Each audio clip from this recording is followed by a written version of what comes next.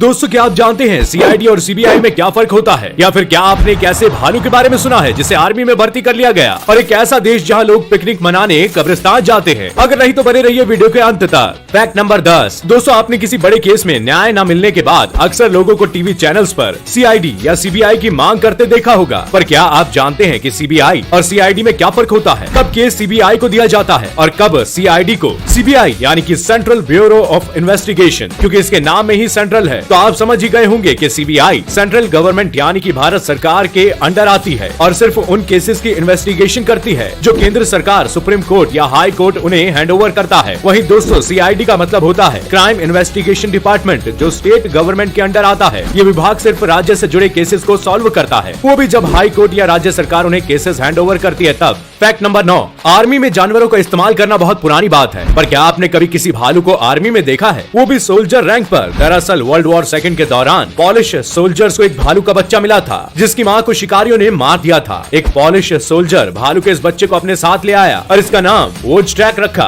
और civilian refugee के साथ इसे ट्रेनिंग देना शुरू कर दिया। कुछ ही समय में वॉचटैग की ब्रिटिश ट्रांसपोर्ट शिप में पोस्टिंग भी कर दी गई, जहां भालू को बकायदा बाकी सोल्जर्स की तरह अपनी पे बुक, सीरियल नंबर और रैंक मिली। यहाँ तक कि ये भालू सोता भी सोल्जर्स के साथ बंक्स में ही था। और ऐसा ही नहीं कि भालू को सिर्फ नाम के लिए ये पोस्ट मिली थी, बाकी सोल्जर्स की तरह भालू भी सामान ढोने और उठाने का काम करता था। लेकिन युद्ध खत्म होने के बाद इसे एडिनबर्ग जू भेज दिया गया, जहां इसने अपनी बाकी जिंदगी गुजारी। Fact number 8। दोस्तों, अगर मैं आपसे पूछूं कि आपको कहीं पिकनिक के लिए जाना हो तो आप कहां जाएंगे? मेरे ख्याल से आपका जवाब कोई हिल स्टेशन होगा या फिर कोई बेहतरीन पार्क। लेकिन क्या आप कभी कब्रिस्तान पर पिकनिक मनाना पसंद करेंगे? शायद नहीं, क्योंकि कब्रिस्तान नाम सुनकर तो वैसे भी सबकी हवा टाइट हो जाती है। भला ऐसी जगह पर कौन पिकनिक मनाना पसंद करेगा? लेकिन इस अनोखी दुनिया में एक ऐसा देश भी है जहाँ के लोग अक्सर कब्रिस्तान जाते हैं पिकनिक मनाने और पार्टी करने के लिए, और वो देश कोई और नहीं बल्कि डेनमार्क है। डेनमार्क एक ऐसा देश है जहाँ के लोग कब्रिस्तान में एक अलग ही अंदाज के साथ मजे करते हैं। आपको जानकर हैरानी होगी कि वहाँ के लोग कब्रिस्तान में काफी पीसफुल महसूस करते हैं। इसलिए डेनमार्क के कब्रिस्तान मॉर्निंग और इवनिंग में लोगों से भरे हुए होते हैं। लोग पार्टी, पिकनिक के साथ साथ वॉकिंग के लिए भी कब्रिस्तान जाते हैं। अन्य देशों के मुताबिक डेनमार्क का कब्रिस्तान काफी अलग और साफ होता है। Fact number 7। भारत में कई सारी टैक्सियां चलती है। हर रोज लोग टैक्सियों से इधर उधर सफर करते हैं। लेकिन अगर हम आपसे पूछें कि जब आप टैक्सी बुक करते हैं तो आप टैक्सी के अंदर कहां बैठते हैं, शायद आपका जवाब होगा कहीं भी, क्योंकि भारत में टैक्सी में बैठने के लिए कोई रूल नहीं होता। लेकिन क्या आप जानते हैं, अगर अमेरिका में आप ड्राइवर के बगल में बैठते हैं तो उसे डिसरिस्पेक्ट और ऑफेंसिव समझा जाता है। लेकिन वहीं हम बात करें ऑस्ट्रेलिया, न्यूजीलैंड और नीदरलैंड की, तो इन देशों में ड्राइवर सीट के पीछे बैठना गलत माना जाता है। इस फैक्ट पर आपकी क्या राय है, हमें कॉमेंट करके जरूर बताइएगा। Fact number 6। बुर्ज अल अरब दुनिया का एक ऐसा होटल है जिसे बनाने के लिए काफी सोने का इस्तेमाल किया गया है। ये होटल 7 स्टार होटल है, यानी कि 7 स्टार होटल है। इस होटल में एक रात गुजारने की कीमत 17 लाख रुपए है और इस होटल में आने वाले गेस्ट को गोल्ड आईपैड भी दिया जाता है। लेकिन क्या आपने कभी सोचा है कि इतने महंगे होटल का मालिक आखिर कौन होगा? अगर आप सोच रहे हैं कि ये होटल वहाँ की गवर्नमेंट के अंदर है तो आप गलत हैं। दरअसल बुर्ज अल अरब होटल के मालिक है दुबई के जुमेराह ग्रुप। इस ग्रुप की शुरुआत 1997 में हुई थी। जुमेराह ग्रुप के सीईओ जो सिल्वा है। ये ग्रुप बुर्ज अल अरब के साथ साथ कई सारे महंगे होटल्स और रिजॉर्ट्स को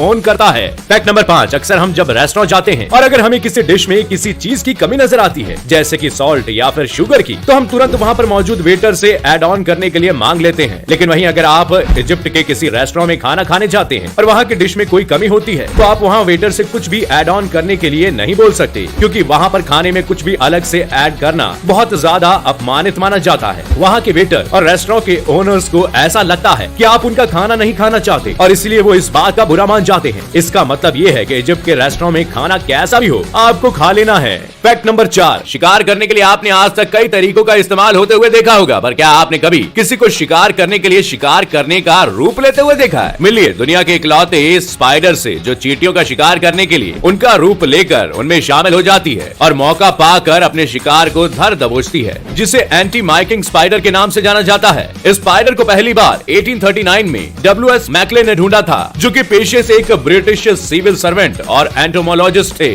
फैक्ट नंबर 3। क्या आप जानते हैं कि इंडियन करेंसी सिक्के कहाँ बनाए जाते हैं? आपकी जानकारी के लिए बता दें कि सिक्के टकसाल में बनते हैं। बता दें कि टकसाल वो होता है जहाँ सरकार के आदेश पर सिक्के बनाए जाते हैं, जिसे मिंट भी कहते हैं। भारत में 4 टकसाल है, मुंबई, कोलकाता, हैदराबाद और नोएडा में। टकसाल में बने सिक्के की अलग पहचान होती है और आप एक सिक्के को देखकर ही ये पता कर सकते हैं कि ये किस मिंट में बना है। बता दें कि हर सिक्के में नीचे की तरफ एक शेप बनी होती है। ये टकसाल के बारे में बताती है। जैसे जिन सिक्के सिक्कों पर डायमंड शेप होती है वो सिक्के मुंबई की टकसाल के होते हैं। हैदराबाद में छपे सिक्के के नीचे स्टार मार्क होता है। नोएडा की टकसाल में ढलने वाले सिक्कों पर एक डॉट का निशान होता है। वहीं कोलकाता मिंट में ढलने वाले सिक्कों में कोई निशान नहीं होता। फैक्ट नंबर 2, समुद्र में पाई जाने वाली विशाल मछलियों में से एक शार्क है। शार्क एक बहुत खतरनाक मछली है जिसके बारे में हम सब जानते हैं, लेकिन क्या आप जानते हैं कुछ शार्क को घर के एक्वेरियम में भी पाला जाता है। जी हाँ, आपने सही सुना। आपको जानकर हैरानी होगी कि शार्क मछली की कुल 400 से 500 प्रजातियां होती हैं, जिनमें white shark, tiger shark, blue shark, mako shark बहुत ज्यादा लोकप्रिय है, जो तमाम सागर महासागरों में पाई जाती है। बुल शार्क और रिवर शार्क आदि तो नदियों में भी पाई जाती है। वहीं बात करें घर के एक्वेरियम की तो ड्वार्फ लैंटर्न शार्क की लंबाई 6.7 इंच होती है, जिन्हें घर के एक्वेरियम में भी सजाया जा सकता है। फैक्ट नंबर 1, दोस्तों आपने अक्सर बुक्स और कॉपीज में ऐसी लाइंस देखी होंगी और इसका इस्तेमाल भी आपको पता होगा, लेकिन क्या आप जानते हैं आखिर ये लाइंस क्यों होती है? दरअसल पहले के जमाने में वर्ड फाइल, पीडीएफ, कंप्यूटर आदि चीजें नहीं हुआ करते थे, जिसकी वजह से सभी इंपॉर्टेंट डॉक्यूमेंट्स, बुक्स हाथों से लिखे जाते थे, जिसे लाइब्रेरी में रखा जाता था। लाइब्रेरी में कई बार चूहे घुसकर बुक की साइड कुतर दिया करते थे, क्योंकि वो पूरा बुक नहीं कुतर पाते थे। इसलिए उस वक्त के बुक्स बनाने वाले लोगों ने सोचा कि क्यों ना चूहों से बचने के लिए मार्जिन बना लिया जाए, जिसके बाद लोग मार्जिन के राइट साइड से लिखने लगे और यही रूल अब हमेशा के लिए फॉलो होने लगा।